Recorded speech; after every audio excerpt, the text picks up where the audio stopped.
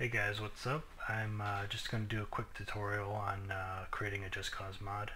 I'm using Rick's or Gibbs Just Cause 3 tools by Rick.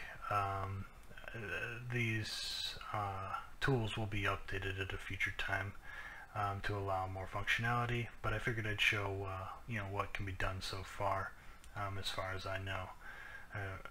I created this mod here, so I figured I'd just do a little tutorial showing how I created it and show again what kind of things can be done so far. So when you download those tools, you'll basically get a folder that you can extract like this. It'll have everything besides this My Mods folder. If you go inside bin, this is basically everything you're gonna wanna use. Over on this side I have my Just Cause 3 folder, and we're going to want to go into Archive 164. Now I've seen, if you look inside these, you can basically get an idea of what's inside these tab and arc folders or files. So for example, I take a look at this and I can see that in the number 2 tab and arc file, you're going to get things like settings like the weapon spawn settings, different terrain settings and things like that. Another pretty good one, I believe, that for future modding will be 35, which contains a lot of the vehicle settings and things like that. But for now we're going to stay with the second one. So basically you want to take the tab of the number and bring it over to unpack and run it. And this will run for a moment, and it basically will unpack this file, and it should create a folder inside the same directory. Inside this we'll have all those things that we saw inside here,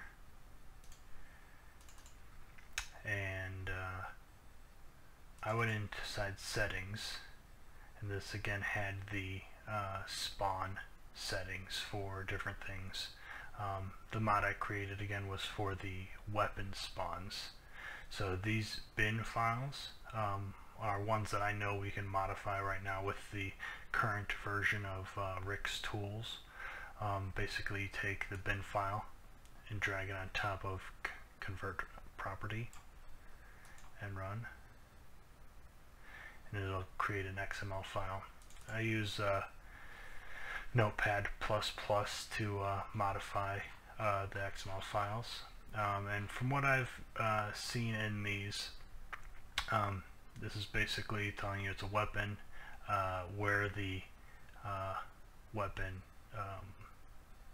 specification files located and all that. But this is what I use to modify or to make my mod, and from what I was able to see, this is basically who will generally spawn with this. So your rebel, your military, things like that. I wanted to be able to give the Easter egg guns to our teammates, the rebel teammates. So I found the 2 Easter egg guns. One of them is the balloon head gun, and the other is the guitar case RPG. So basically I found the rebel tags, and there's a couple different ones.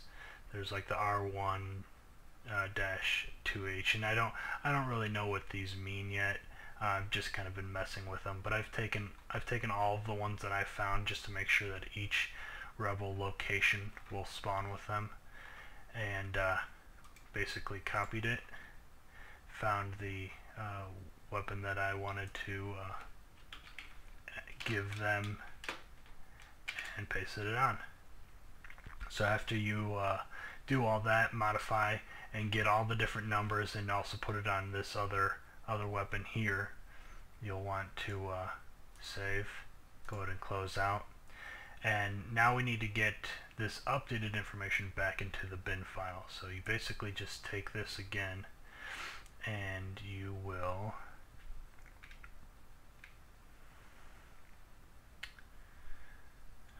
put it back into the property file over here, and this will basically update it. So what we'll do is we'll delete this just to kind of show the update, and we'll run this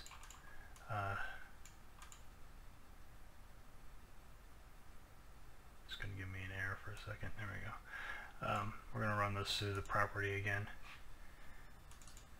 and we are going to do a search for the Easter egg guns. And if you can see here, this is what I added just a moment ago. So we can see by resending it through the property that it is in fact updated. So now we don't necessarily need that file.